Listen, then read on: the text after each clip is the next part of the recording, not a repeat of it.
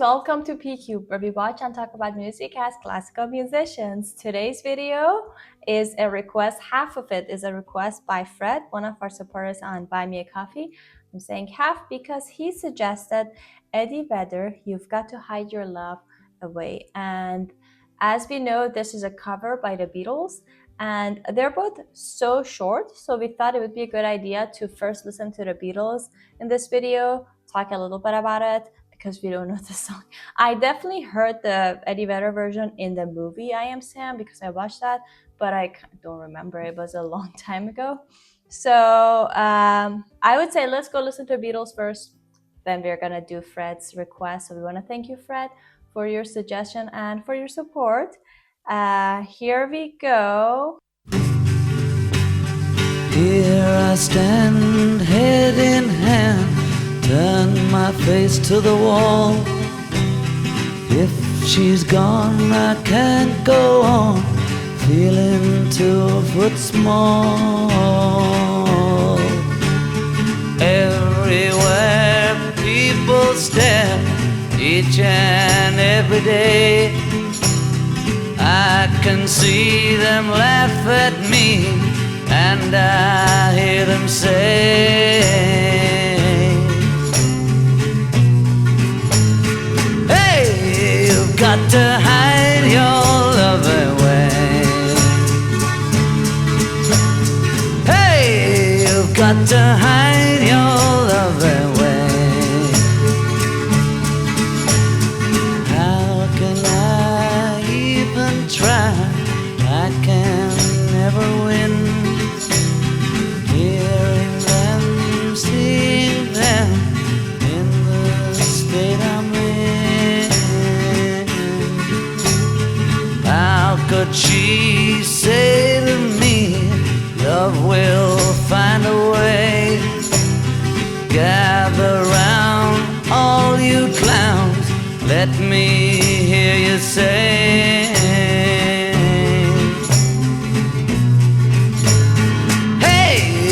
got to hide your love away.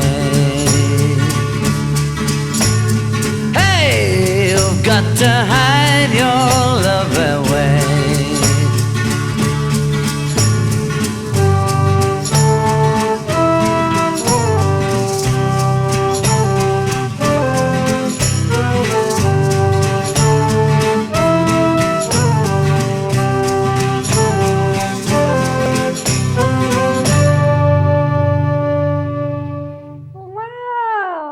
That last part. I think now that we listen to it, I remember the main theme, like the beginning theme a little bit, and I'm sure when we listen to that other version, I'm hopefully gonna remember it more. It was so interesting that maybe unlike the other Beatles songs, I mean, not they have like such a large catalog, and they had, I know that they had different eras of kind of like not genres but like styles, so it's probably not that good to generalize, but most of the songs that we listened to, the harmony was kind of complex so far, and they had so much like to show us and to do.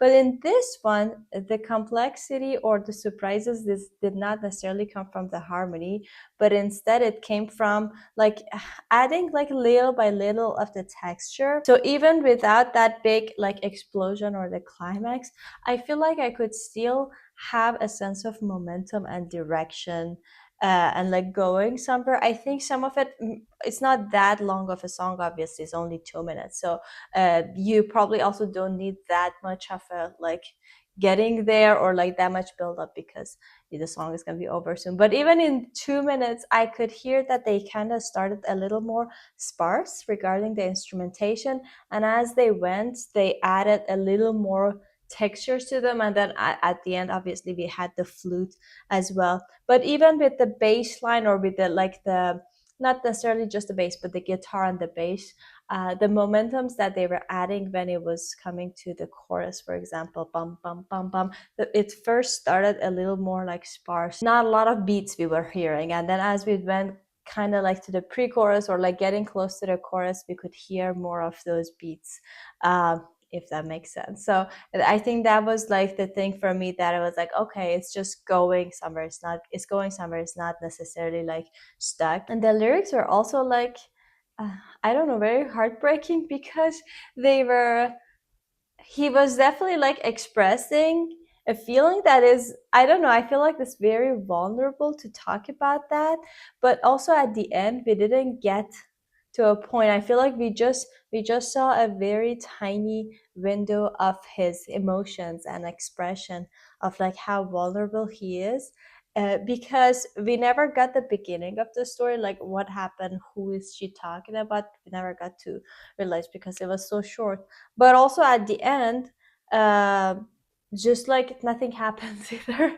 So he's just, I feel like it's just a tiny window of like expressing him. It just mirroring his feelings and emotion, and then at the end nothing is resolved as well. So it was just, I think that was one of the charms of this song, because it's just the time of it, like the, because it's again short, and but also the lyrics of it being like that kind of ambiguous. I think those are the charm, like the points of why this song is so charming. You never know what happened or what's going to happen. So that was definitely interesting. For me, every aspect of this song, from its being short a little, I mean, I know that most of the Beatles songs are not that long, but uh, it being short, being less complicated, the music part was less complicated than the other Beatles songs, like less crazy harmony changes and stuff. And also the way that he was singing, everything was helping. That I'm going to talk about it a little more, but everything was helping to give this feeling that you're just sitting with your friend, and he's just saying something to you, or warning something to you, or giving advice to you. And then the it's like a very small like talking, and then it's finished again. So it was exactly like a friend comes, sits with you, and just tells something to you and goes. For example, the way that he was singing, for me it was more of talking than singing. And I think that was on purpose, because then when you talk with someone, then you have no excuse to just listen to the message that the person says. You cannot say that, oh, I was so distracted by the melody, or I was so distracted by how the vibrato was singing. You directly listen to the message. And I think the message was so important for them to just say it, so that they decided to sing it like that. By like that, I mean that they were using so less vibrato, or maybe none. And also the way that he was singing, it was more like direct, and with so less ornaments or like melisma. It was more like a talking, but a beautiful talking.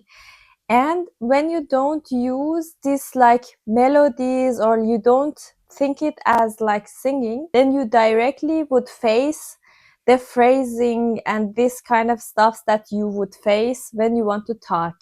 When you want to just build a sentence and just talk, you think about how the phrase should go up, and where in the sentence should the voice should go up, and the upper part, and then when should it come down, when should you have the dot, and when should you maybe pause a little, which also was there, like really there was pauses, and they were so meaningful, because it was giving you also this feeling that he's talking to you. And he was using that exactly, and very well. The phrasing was very well, the pauses were so purposely in the right places.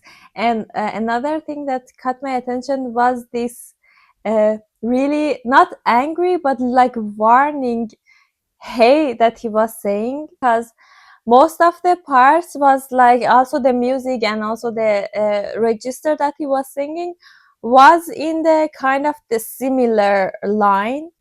But then this hey that he was saying in the chorus, it was really like coming out, because it was more loud and more really, it had really this feeling of speaking and not singing.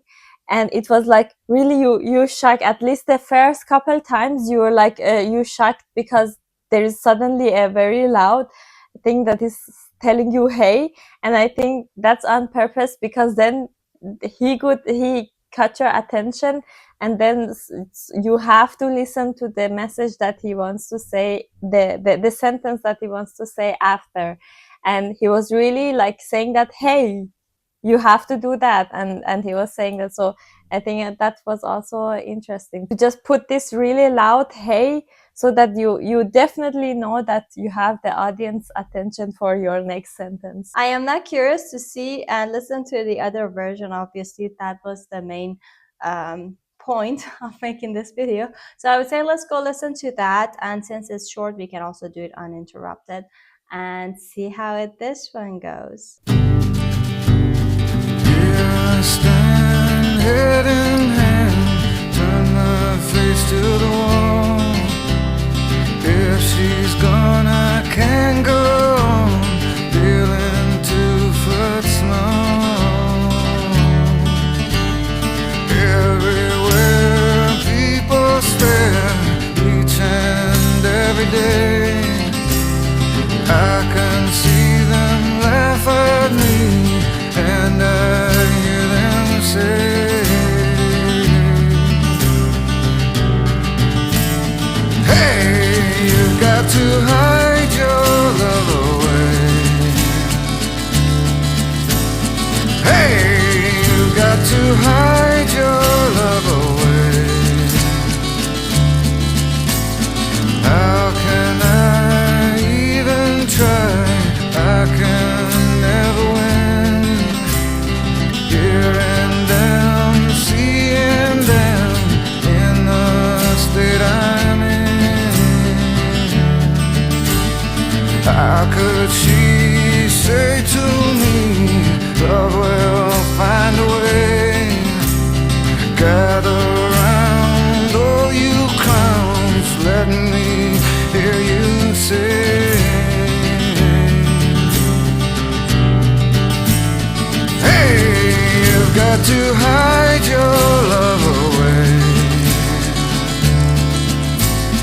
Hey, you've got to hide your love away.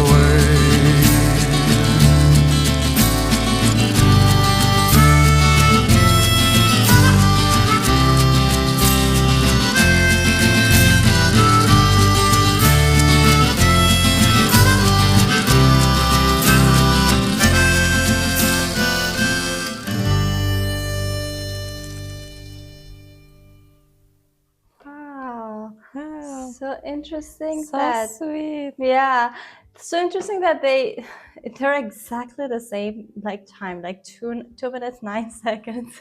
But aside from the tempo, which I'm guessing that's because they didn't change any of the tempo, but also like there was not a lot of change with the instrumentation, I would say, except for the harmonica part, which honestly I feel like I should say it's more fitting to the lyrics for me, because harmonica to me has like it's associated with like loneliness, like isolation, like emotional isolation.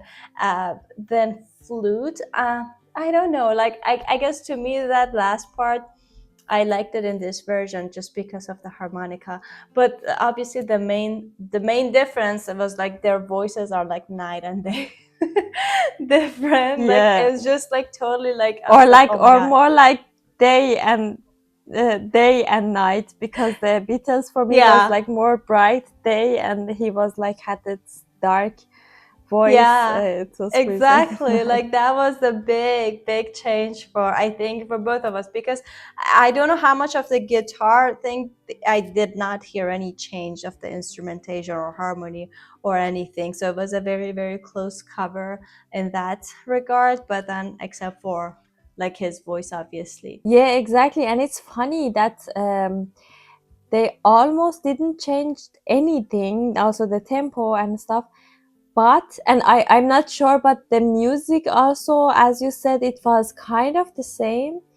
But maybe I mean they made a little different in it, but it really felt different. Not that like drastic different that you it's like it's another song, but it has completely different feelings. It feels a little slower, even though I was like, oh, okay, yeah, they are the same tempo, but it feels like really like heavier, and it feels also a little lower. I mean, I know that his voice is a little lower, and maybe it's lower. Maybe they also made the music a little lower so that it suits his register. But it's not just the range of the notes are lower. The whole feeling of it, maybe they used a little different balance. It had like a little deeper or a little bigger bass, maybe, so that it's felt like really you're in a dark bigger room, and it's dark, and it's like you hear so many low voices. But other than that, I think one of the reasons that the tempo especially felt slower was that I had the feeling that in Beatles version, the singer was the main character, and he was singing it, or he was saying what he wanted to say, and the music was there to just accompany the singer, and just like running behind the singer, and just help helped the singers to shine. But the second version was for me more like an ensemble. It wasn't like the music is just there to accompany it. I mean, yes, the work was to accompany, and it wasn't like really as important as the thing that the singer was doing. But I was hearing and really like an ensemble work from the balance, that it was like more in the same place than the singer here and the music here, and also how they were just going together. It or like combining together was felt like more like an ensemble. It wasn't like I'm the soloist and you have to come after me. He was also, it was like he was paying attention if the music also is coming. I don't know, I had this feeling that I have it when I'm playing in an ensemble, and I really like wait and just listen to what the other people play, and then we play together. Maybe that's why it felt like a little slower, even though the tempo was the same. Yeah, maybe that's the reason. Yeah, as you said, I think you described his voice perfectly. One thing that really was related, I definitely have a favorite, but aside from like my favorite like texture of voice, um, I think just feeling wise, the first one felt like a person who is like actively experiencing that feeling of like heartbreak, or like being, I guess, mocked by other people, and then he's forced to hide his love away. But then the second version, his voice is obviously different character, but also it feels more mature to me. So it feels like an older person, and I think he was actually much older than John Lennon when he sang this song.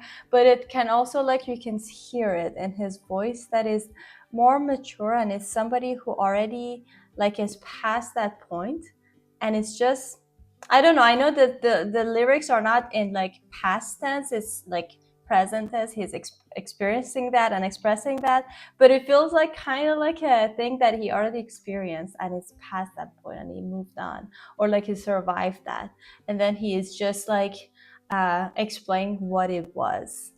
I don't know. It feels like a very more mature person to me, and then it's not just the voice color necessarily, but the things that you also say felt like he was kind of like pushing the song, and the song was forced to follow his phrasing, and obviously the timbre of his voice, but the way that he was also like not attacking the words, was very interesting because it felt like that the intensity is not coming from like the volume change in every word. It's just very like a different form of vocal control. It's just the difference in air pressure. I don't know the exact or technical terms in like the vocal terminology, but the range of it, instead of getting louder or softer or louder or softer, it was kind of like the emotions are changing. So the dynamic and the nuance was coming from that. He doesn't like,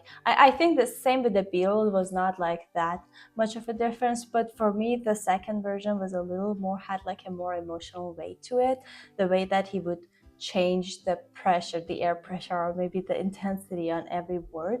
And sometimes like the words, it felt like his mouth is kind of like closed, more closed, that so the words resonate in a different way. So to me, I like the second version a little bit better. But I think I like both of them. I mean, there's not much difference in instrumentation. I really like the simplicity of the harmony and everything, but also that harmonica at the end, it just makes it hard for me not to like that. I think in this case, I don't know, I just slightly, they're both very beautiful, but slightly I prefer the Eddie Vedder's version. I mean, I didn't know if you have to choose a Oh, favorite. you don't have to. But but I feel yeah, like we because do I it. cannot. I mean, yeah, It's too even much though of a they decision. were kind of like 90% the same with everything, but it feels so different to me that I cannot say that I like this or that, because they feel really feel different. So Yeah. I No, we cannot do not have to say choose. which I mean, one. that was Yeah. not the plan to Okay, choose, good. but it, but I felt, I don't know, it just like suddenly like came to me that okay, like I don't know, I it just had a little bit of a preference. But anyway, I think we should wrap this video up here. And before that, we want to thank you, Fred, for suggesting this beautiful song, and it kind of made us listen to another Beatles song. I know we're doing a lot of Beatles recently, and we have some more. We're trying to pace them a little bit better so it's not like so many in 1 week, but we thoroughly enjoy them every time we listen to it. So we have no problems in listening to more of them, but also Eddie Vedder's voice is very special. So we hope you guys enjoyed this as well. If you did, don't forget to like this video and subscribe to our channel if you haven't already. If you want to support us more, there's a buy me a coffee link in the description. We'll see you guys tomorrow. Bye. Bye.